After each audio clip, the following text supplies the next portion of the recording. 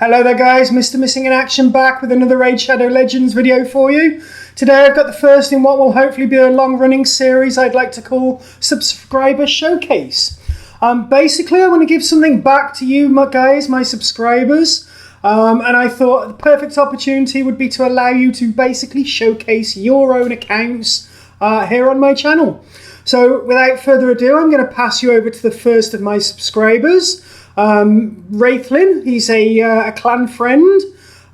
He wants to talk about his account and some of the difficulties that he's faced in terms of the fact that he's been pretty unlucky in his view when it comes to his pulls, his shard pulls. So yeah guys, if you want to take part in a future subscriber showcase, all you need to do is obviously become a subscriber to the channel. Remember to hit that notification bell and join my channel Discord. I'll leave a link down below in the description for you. So here we go, over to Wraithlin. Please, he's worked hard on this video, so give him the time that it deserves. He's got some useful insights for you and some useful information that's worth knowing. He's got some great advice sprinkled throughout. So yeah, over to you, Wraithlin. Guys, enjoy and don't forget to subscribe to be a part of it. Hi, my name's Wraithlin. I'm in the same clan as Mr. MIA, and I'd like to thank him for giving me an opportunity to feature my account on his channel. In our clan channel, we do try and help each other, and we talk a lot about the content that's out there. And as you'll be aware, Mr. MIA focuses his content on early to mid-game players. I think I'm an early to mid-game player, and I'd like to talk a little bit around my account, some of the struggles I face, and also some of the pitfalls I think other content creators fall into when they're trying to present early to mid-game content on endgame accounts. So first of all, I'll start with my credentials. Here I am, I've been playing for 176 days. I've almost got Scylla the Drakes. She will be the first legendary of note my account has, and she will help elevate me, but I don't have her at the moment. So what makes me an early to mid-game account? Well, I'll start with the Great Hall. Here's my Great Hall, it's all bronze. Like many other players, until recently I was stuck in Bronze 4, Silver 1, Silver 2. I've just got up to Gold 3 and Gold 4 with all of the bot teams. They have helped me, they've helped other players too. And I'm starting to get some of these high level benefits. But this is huge because when a content creator presents you information about a character, he still gets his Great Hall. So when a Hell Hades or an Ashe, and I love their content, so that's why I'm going to name drop them, when they present to me about some new rare, that rare is getting 50, 60, 70 points of accuracy from the Great Hall. I'm not, and that's a huge gap straight off the bat in terms of what they can do with the character and what I can do with the character.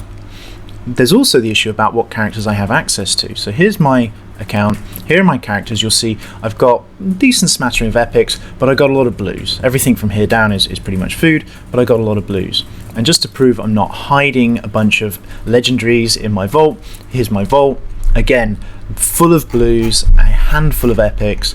Every time I pull an epic, I run away, I consume the content from content creators, I try and understand what I can do with a character, and unfortunately a lot of these characters end up in my Faction Wars team. An example here is Occult Brawler, fantastic poisoner. I already had Frozen Banshee, so he's sitting lamenting in my vault as part of a Faction Wars team, and that's what he's contributing to me, but I do try and extract some value. In terms of gear, I am Captain 5-star of the USS Blue Gear, so tons and tons of gear, and you can see lots of it is blue. It's 4 stars, it's 5 stars, not all of it's 5 stars. I have a very few pieces of 6-star. I have almost no legendary gear, and this limits what I can do again. In fact, I'll show you a real example of this in terms of these constraints. This is my Maneater. So my Maneater has 157 accuracy.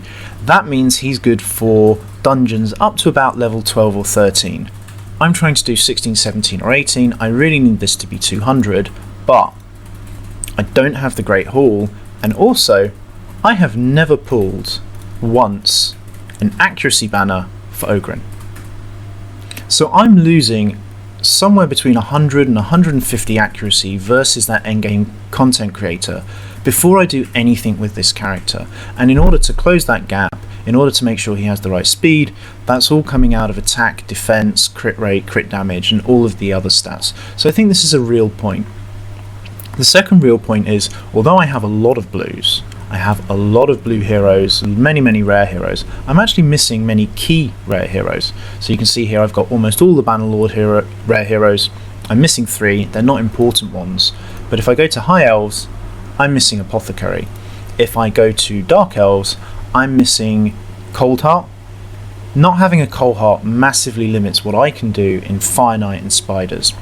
I also don't have Painkeeper. That massively limits what I can do in Clan Boss. I can't build an unkillable team despite having a Maneater because I don't have Painkeeper. And I also don't have Gnarlhorn. And you might be wondering who Gnarlhorn is. Is it one of those sleeper heroes that Mr. MIA highlights? Well, for me, Gnarlhorn is the missing link in my Razin. So I have something like 120 to 130 rares, but I don't have an Apothecary, I don't have a Bellower, I don't have a Cold Heart, and I don't have a Razin. And I'll come back to this point a lot when we go into some of the dungeons. Now, I said I think I'm early to mid-game. I think I'm moving into the mid-game. Why do I think I'm moving into the mid-game? I have 10 level 60s. And to me, that's the difference between early and mid-game. Early game, you're trying to get your first level 60, your second, your third, your fourth, up to your fifth. And because they're so much more powerful than what you have, they have to do everything. So my starting team was Athel, it was War Priest, who I replaced with Valerie, so it was Athel, Valerie, War Maiden, and then it was, High Cthulhu. I pulled Maneater quite early, I used Kalia for a lot of content. You can see there's a marked here, quite a few characters here at 50 that I used for content.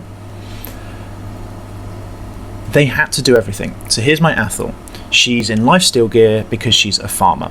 I've tried to get crit to 100% because she's actually my main nuker in Arena, as embarrassing as that is. I've had to dump accuracy because I can't rely on her weaken, because I need 100% crit rate for the Arena. I need the lifesteal. She was in Clan Boss, so she has War Master. For Clan Boss, she was in all of the dungeons. Today, I use her in a few dungeons, and I use her in Arena. So really what I should do is I should change War Master for Helm Smasher. That would cost me 150 gems. I'm not going to do that. The marginal benefit of moving this mastery to here is not worth 150 gems to me. That's a lot of energy I could be using somewhere else. You'll see some other examples of this as I go through the characters.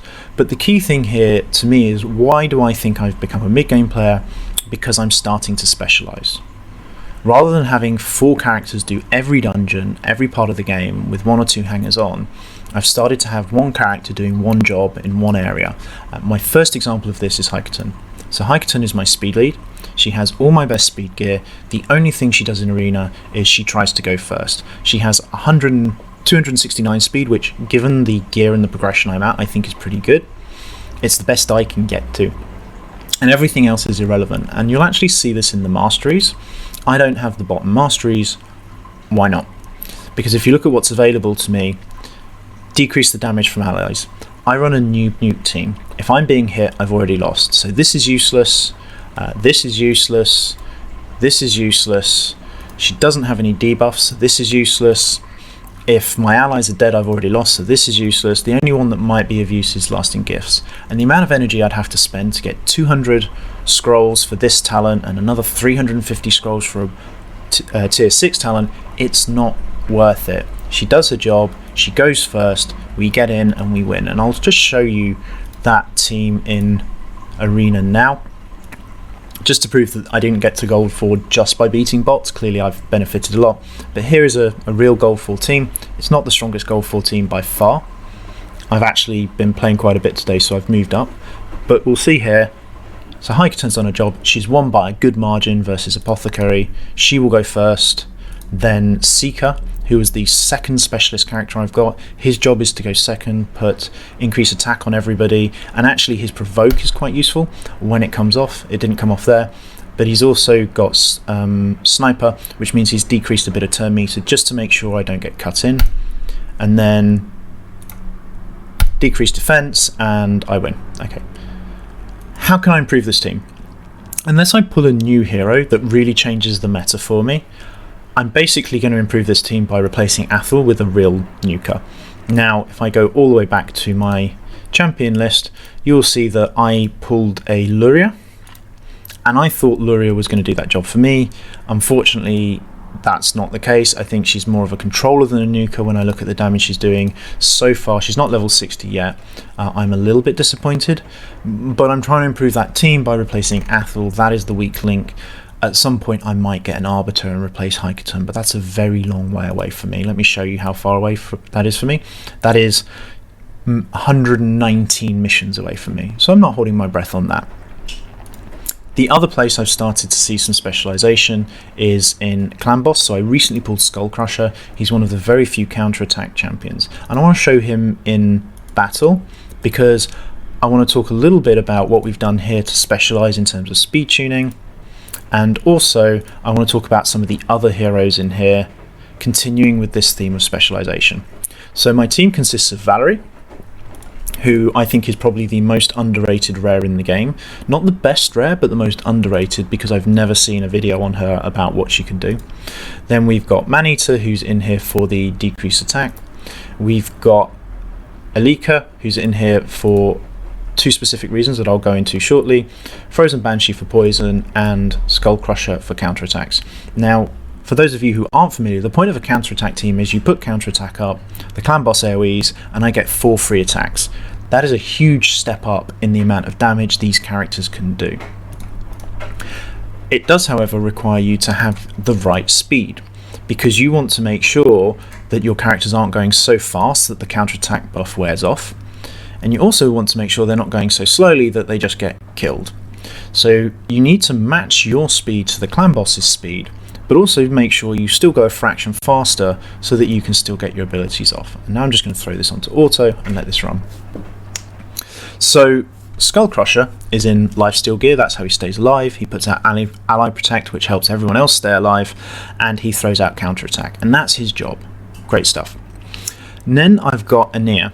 Now Ayna, I pulled her, that's this barbarian lady here, and I thought she was great. And then I went away and I read a lot of content from content creators basically saying she wasn't that strong, she was pretty disappointing. And the main point of contention is she brings the large form of decreased defense and she brings weaken, but she brings them as a 3-turn debuff on a 5-turn cooldown, and that compares with some alternatives who bring a 2-turn debuff on a 3-turn cooldown. Now I'd like to point out that a 2-turn debuff on a 3-turn cooldown is 66% uptime. A 3-turn debuff on a 5-turn cooldown is 60% uptime. There's actually hardly any difference. The difference comes from Master Hexer. Master Hexer turns a 2-turn debuff into a 3-turn debuff, giving you 100% uptime, whereas it turns a 3-turn debuff into a 4-turn debuff, you still only have 80% uptime. But it's not as big as you'd think, it's all about when the masteries kick in. So she comes in for me. She applies the big version of defense down, she applies weaken, and she's a huge damage multiplier when the other characters who have Warmaster come in with their Warmaster procs. Maneater's a funny fish. He is one of the few characters I have who I'm still using in multiple areas of the game, so he's not specialised. He's mostly in for the decreased attack, but he also helps a little bit towards the end with the unkillable buffs. He also just hits quite hard because that's how I've beat him. Frozen Banshee throws up tons of poisons. She gets a lot of benefit from the counter attack because that helps her stack the poisons more quickly. And you can see my damage here for a team of 5-star blue gear heroes, and Ayna is only level 50.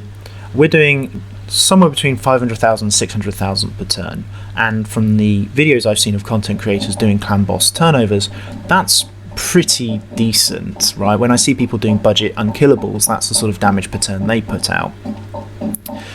The last part of the puzzle is Valerie, and when we get to turn 15, which we will do in a few seconds, I'll just talk you through Valerie's kit because I think she's super powerful, she's super underrated, and she just does so much for me in so many parts of the game.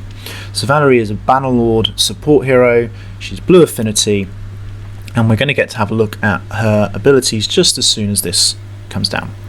So one of the things that the more observant of you will have noticed, but some of you may not, is Valerie's been doing a job this whole time. She's my stun remover. So Clan Boss has just stunned Maneater. She has this ability, Energizing Presence, is on a 3-turn cooldown, so it syncs up perfectly with the stun. It increases the duration of all buffs by 1 turn. Okay, so we don't have any buffs at the moment. It decreases the duration of all debuffs by 1 turn, so that's going to get rid of the stun, and it gives everybody the small version of increased attack. She is generating tons of value with this one ability, and it syncs up with Clan Boss, so it's perfect. The other ability she has on a 4-turn cooldown is a shield, and the shield is decent. It's not the best shield in the world. It scales with her level, not with her gear, so you can't make it better. But it also heals you according to the number of buffs you have. So what you'll see in a minute is when she throws out this shield, everyone gets the shield and they get a decent chunk of healing, and I'll show you that towards the end. But I don't have everyone here in lifesteal gear. I have 2 people in lifesteal gear and Frozen Banshees in immortal gear. So that bit of healing keeps my team in the game. And what normally happens with my runs, and you'll see this in a minute, is Maneater, the non-specialist, the one not in lifesteal gear, is going to die. And when he dies, decreased attack will fall off Clan Boss, and at that point, Clan Boss will explode everybody. So the reason I'm not getting to where I want to get, and where I want to get to is I want to get to 3 key Nightmare, and currently you'll see I'm at 4 key. It's a very safe 4 key, but it's not at 3 key. It's not because I'm running a level 50 here, it's because decrease attack drops off when Maneater dies. So what I need is I need to replace my generalist Maneater with a specialist, and I'll talk you through that in a minute. So here's Ayna. She's done the worst damage because she's a level 50. She doesn't have War Master. Would War Master help? Well, War Master might give me an extra 800,000 damage. 3 times that will give me an extra 2.4 million. 3 times 12 is 36. I need about another 4 million to get to 3 key. War Master won't get me there. So actually there's no value to me in taking Ayna up to 6 stars, putting a banner on her. That's not going to help. It's a ton of resources invested, and I'm 1 rare away from Razin, so that's not resources well spent. So she's going to do a job until I get Razin. She's not what's holding me back. You can see Valerie here. If you look at those shields, you've got 60, 100, 230, about 360,000 in shields. She's then got a very decent amount of healing, apart from Skull Crusher, that's lifesteal. But she's done work, and she's really supported that team. She was also in a shield set, so she does a lot of work on waves in other dungeons. And this comes back to my theme. The way I'm going to move forward with Clan Boss is greater specialization. It's basically replacing Maneater with this guy. So I've identified Coffin Smasher as my way forward. I've got him in lifesteal gear. He needs accuracy. Luckily, I do have an accuracy banner for when he's 6-starred, which is huge. But he's going to be my way forward because he has the big version of decreased attack on his A1, so it's never coming off. He's got HP burn for some damage, and he's got a passive that reduces AoE. The other thing that would help me is Frozen Banshee. At the moment she runs at 240 accuracy.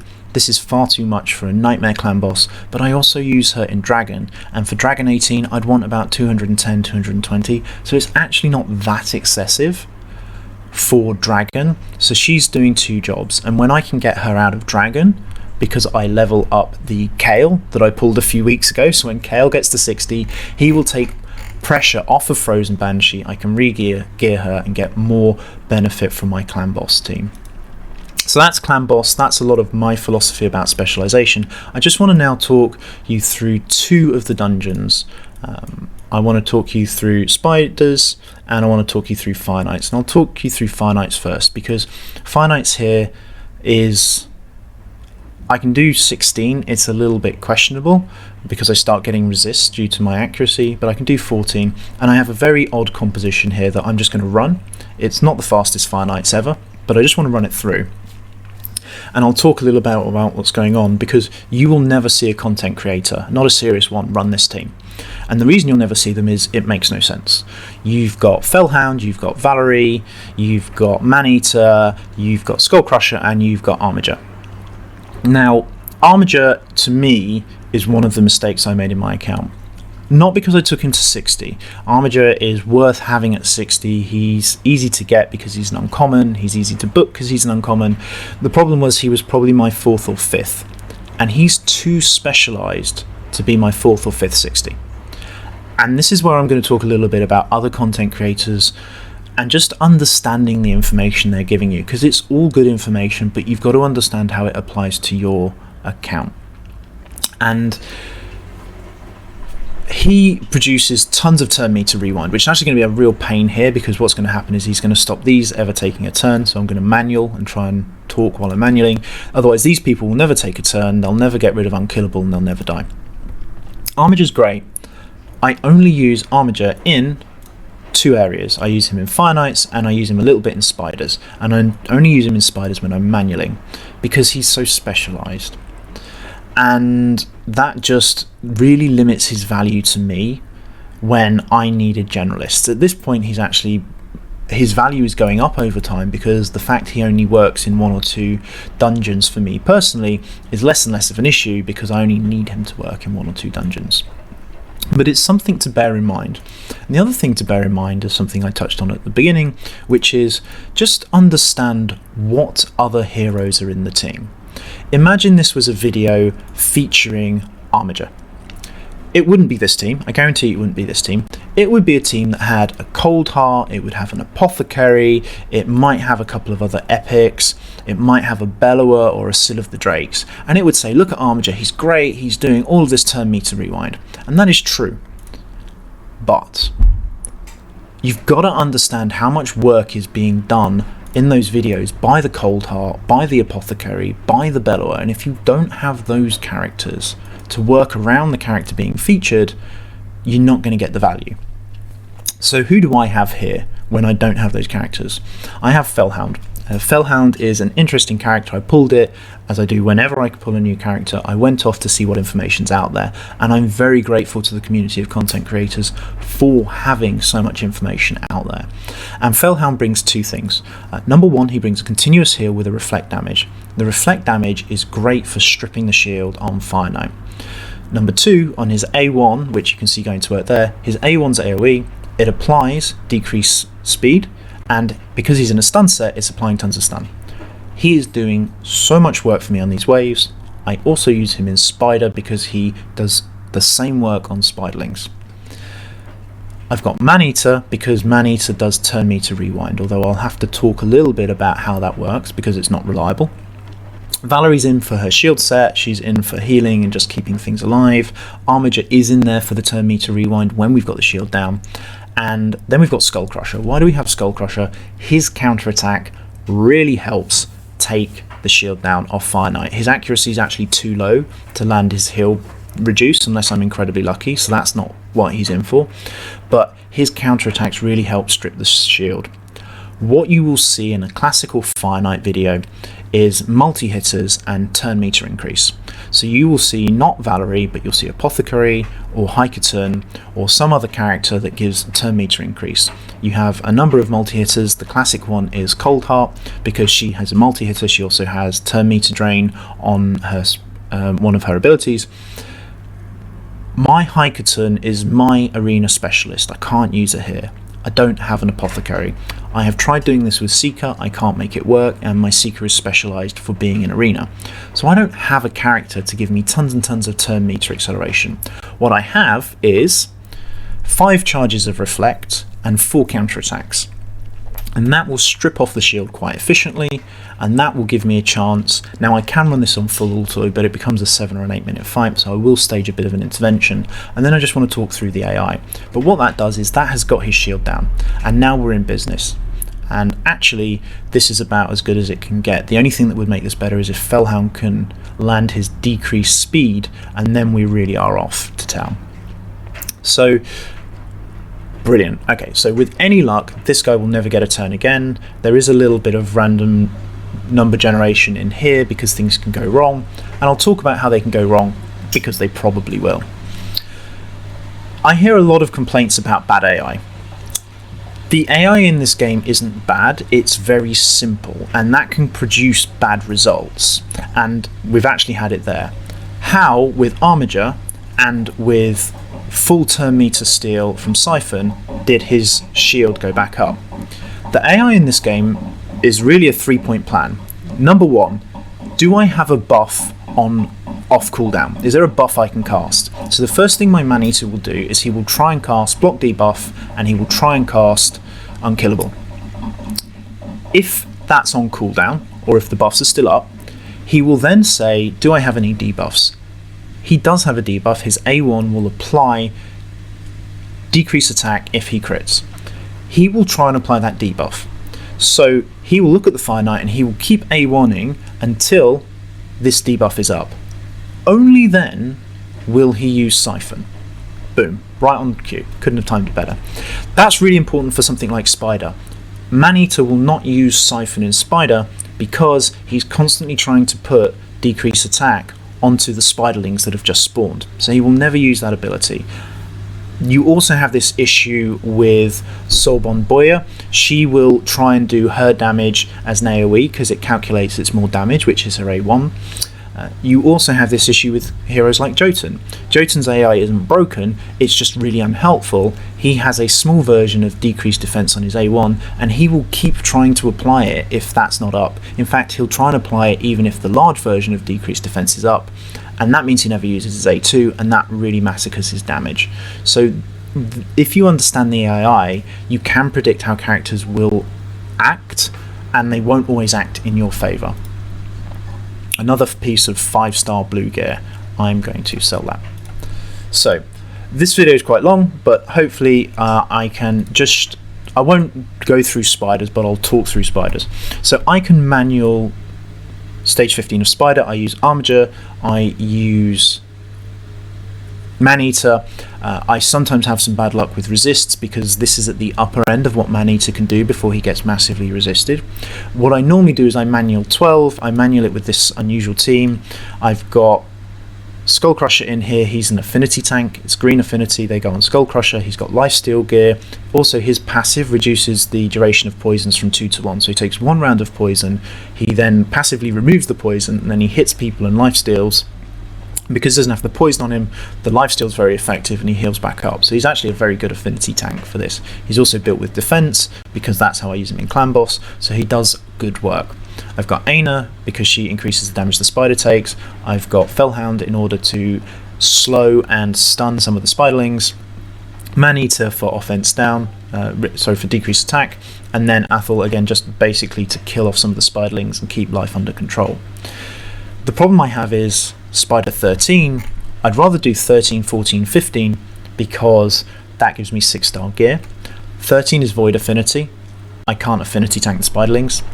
14 is Blue Affinity, that means that if I put Armiger in there, the spiderlings will go for Armiger and kill him, and again, I need to have an accuracy banner on Armiger. I don't have a big Great Hall. By the time I've done that, he doesn't actually have that great stats. I haven't stacked him with resist, and so he just dies. And also he gets weak hits, so I actually can't use him for turn meter rewind. So where I'm at is I need to build a team for stage 15. I've already identified my tank. My tank is going to be Grumbler. So a good character that has been highlighted by some content creators. I'm going to make him my spider tank. I'm going to build him with resistance and defense. He's going to do all the good things. I'm unsure if I'll put him in lifesteal gear or if I put him in frost gear. I could put him in some frost gear as a way of controlling the spiderlings. I had looked at strategies involving Marked, because Marked is very good, but unfortunately she's blue affinity as well, she should get eaten. So what I want to do alongside my Grumbler is this guy Dilgol. Again, the main content creators have some stuff out on him. I'm very excited because he's Void Affinity, so he can do all of his good stuff. In particular, he's got the big version of decreased defense, so I can put him instead of Ayna, and then he's got decreased accuracy, which means I need less resistance on my tank, and he's got decreased speed, which will slow the spider down, make it much easier to control the turn meter, and I'm very excited about him, but he's not going to do the work for me that other content creators get, because my Great Hall isn't there. I don't even know if I have an accuracy banner for dwarves, and I don't have some of the other characters. So I'm going to stop there. I'm going to thank Mr. MIA one more time for allowing me to feature my account and also for helping with the editing. As you can tell, I'm not a content creator, but I just hope that this was useful to show you what I think a true transition from early to mid game is about. It's about building these specialist champions that do one job in one dungeon, they do it well. That means that you're not working with 5 level 60s, you're working with 10 or 15. And when you're choosing who your next character to build up should be, just think about when you're looking at the content from content creators, just remember the work that's being done by their Great Hall, the work that's being done by their gear, particularly accuracy banners, because in the early game you won't have many accuracy banners.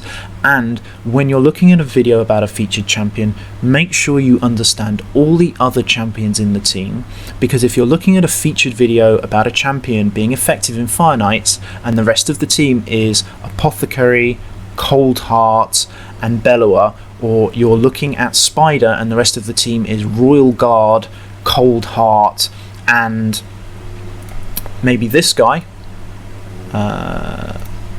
Drexel Blood Twin, they are the carrying element of the team, not the character being featured. So I'm going to stop there. I hope you found this useful, and please subscribe to Mr. MIA's content. He's a great chap and I really enjoy being in a clan with him.